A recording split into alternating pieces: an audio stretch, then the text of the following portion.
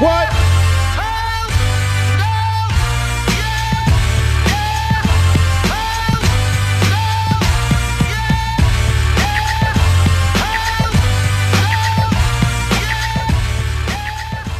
Coach Rose, great week for you last week at 2-0, and it was really interesting because Thursday you didn't shoot the ball well from three, found a way to win. Saturday, threes were dropping, but it was a different lineup that forced you to find kind of a different way to win. So it was a unique week and a great week that way.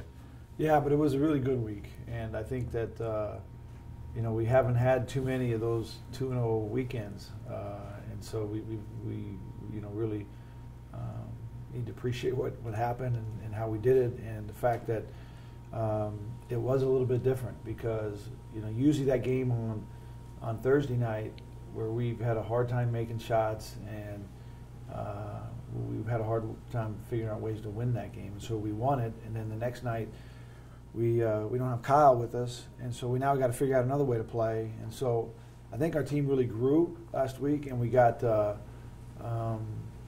some things that can give us confidence moving forward. And we keep saying this. Hopefully we can get to where we got everybody and we're hitting on all cylinders. But you know what? I mean, we're in the 1st of February. That might not happen with this team. This team might be one of those teams that every single night we've got to figure out a different way to play. And I've told you that I like these teams when we get in a rhythm and we can go, we can do the same thing, start the same lineups, and expect the same thing from the same guys, and then build on that. And maybe this season's going to be one of those years where every night's a whole new experience, and let's just find a way that we can get it done. And so it is February, and you are still trying to figuring things out, kind of game to game because of circumstance. Yet the expectation's still there to get wins, and there you are at 17-7. Well, that is the expectation. Our guys do understand that. I think that's one of the real good things of our program is that these players who come in, they understand what the players that are here actually expect to happen, and then that becomes their expectation. And this is a big weekend for us this week. We're playing a team that beat us at our place a couple weeks ago in Pepperdine. We're tied for them in the league standings. And then the Saturday night game against LMU, they didn't play their best player in that game, and it was a dogfight right to the end. So, and then you add in the fact that we got swept on this road trip last year. Mm-hmm. So to start the year. Those guys that are actually returning, need to actually bring that to the front here this week in our preparation. You didn't have Kyle Saturday, obviously, and what's the prognosis for him right now, early in the week? Well, I'm not a guy that's really comfortable about talking about injuries. I believe that teams have so many challenges to overcome, and I just expect that we'll overcome them. And especially at BYU, when you're talking about guys that leave on missions, you're talking about guys that maybe we have injuries at times, guys that can't play for other reasons. And so for me, I just believe that whatever is happening, with individuals and injuries, that we'll just be able to overcome it. And when they get back, they get back. But this year's been a little bit different. It seems to be that we've had expectation of guys returning. We've had expectation of guys joining our lineup that didn't happen because of injury. And we have had guys, multiple guys, that have played hurt and continue to play hurt and will give all they have. And in Kyle's situation, this back is the latest of kind of some of his issues, and I just don't know.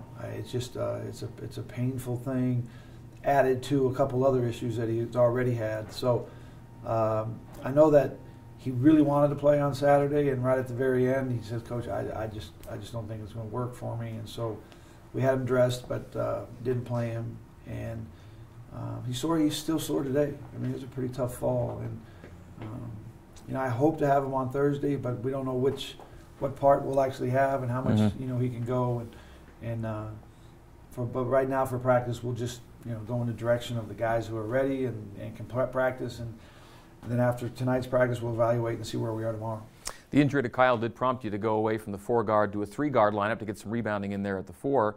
You said after the game that you told me that we could still play the 4-guard at times, but you kind of felt like you want to go back to what you said, what we are and how we do things, which is kind of more a traditional lineup. Yeah, and I think that the guys are ready for that. I think that you know, if I had one thing probably to do over, I would probably have forced some of those bigger guys into minutes and just allowed them to get more experience. But I think we're ready now. I think that with Corbin, Isaac, and Luke and Ryan, that and Dalt's playing really well, that we can find a way to start the you know, a bigger lineup and match up way better in the first 4 or 5 minutes of the game. You know, people always want to know, why did your team get off to such slow starts or this or that? And I think that there's an issue with us trying to force our tempo on other people, and it's just it doesn't work all the time. And I think you can be way more consistent with bigger guys with space, eating up space. And so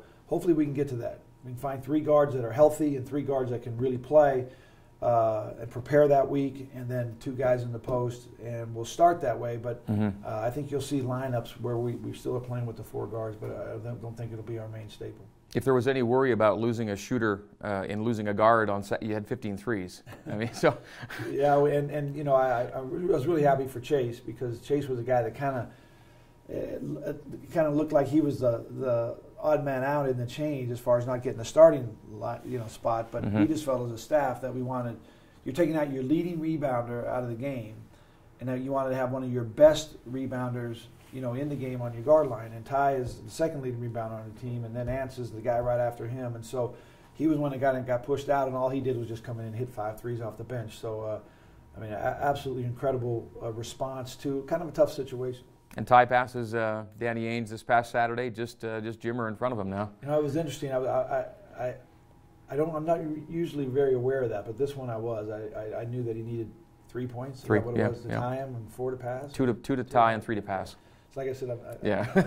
It's not your wheelhouse. But you know, he got that taken care of pretty quick. And, First minute. And so he could move on to just trying to win the game. And Ty was really good. He had a great game. I don't know if there's a lot of shots that are important, but that 3 he hit in the second half was a really big shot for us. Well, because was it your first 3 of the second half? The first 3 of the second half. That's what you needed. For quite a while. Yeah. And that led to, and I do. Mark Duran asked me after the game, you know, what determines those kind of things when your guys are making those threes and they're not making those threes. And I just believe that if one guy can get it, and then one guy is kind of consistently making them, like Chase was in that game, that it loosens everybody else up. It's that first guy and then that guy to actually consistently make a few. And I think that's one of the reasons why this team has been good, is Chase has been the leader out there and had multiple 3-point makes in games.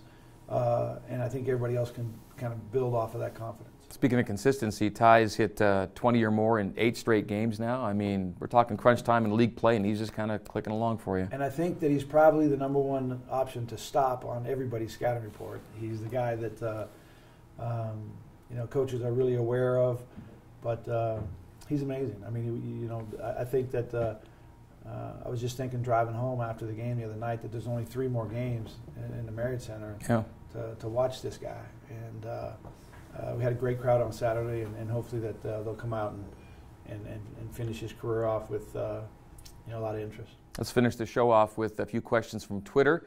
We'll start off, and by the way, if you want to get your questions in for Coach Rose every week, it's a #Rose1on1. We'll go from David. David says, would you have run the ball or passed the ball? You know, it's crazy because I always question the guys. Why do they run it up the middle when everyone knows they're going to run it up in the middle? But with that deal, especially knowing the way it turned out, and it's Monday morning, and we can all make the call, obviously we would run the ball. Okay. Back to basketball for question 2 here from Kenneth.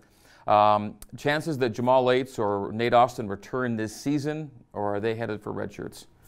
I would still say that it's probably 50-50 on both of them. There's still a real good chance. Jamal is trying to get a real you know, report from the doctor to see when he actually can clear in practice. It's looking, you know, with Jamal less and less like that's a possibility. But with Nate, the news we got last week was actually pretty positive, and hopefully that you know, it's something. But what we're going to do with both of them is we'll practice them really hard for, you know, more than 1 or 2 days, for a longer period of time, and see if they can respond, because the last thing you want to do is put them in there, and then they end up with an injury and they can't finish the season. So, but I wouldn't totally write it off yet, because that's still an option. Okay. Isaac asks, what were you and the staff waiting on to give Corbin Kaufusi the start and more minutes late in the season? Well, the biggest thing is you don't want to put too much on a really young player, and then have him not be able to be successful in that role. And Luke was the guy who knew our system, whatever game plan we came up with. If we were going to play majority of zone, if we were going to play man, if we were going to switch switch guard to guard and have the 5 guy up on all the ball screens, whatever. Luke was the guy who understood all of that. Okay, and so the start is really important to how we prepare, especially the Tuesday practice, the Wednesday practice, and then the other guy can kind of learn and see from there what's going to happen. And with Luke, his minutes as a starter were still around 15, 16 minutes, and the other guys were playing minutes. But we finally made the decision to put Corbin in the starting lineup just because I felt we needed a change. We just needed something different. The guys needed something to look to, and then we just challenged Corb to rebound. Just, this is your responsibility, and I thought Thursday night he was really, really good, and Saturday night he got himself. They kept switching things up, and it didn't get him in the flow that he would normally be in. Okay, maybe dovetailing off that, final question from Andrew. How did it feel to win your first tip-off of conference play? Yeah. In fact, my wife asked me, she said, did you guys actually win the tip? She said, I'm always talking to the jump ball, and I looked up there and we actually had the ball. Yeah. And I said, yeah, we won the tip. So yeah. That's a good thing. It's been quite a while since we've done that. All right, so big weekend. You talked about it earlier. On the road to the LA schools this weekend. 2 schools that got you last week, and try and get them both back this week. Yeah, we're this trip is we're going to do a little bit different as far as where we stay, the hotels, how we manage it. But the most important thing is that these are both really good defensive teams with size that rebound really well, and so that's where we have to be improved. We have to be improved on the front line. We need to be able to be physical, protect the rim, and then be able to rebound the ball. Looking forward to the road trip. Coach, good luck this weekend. All right, thanks a lot, Greg.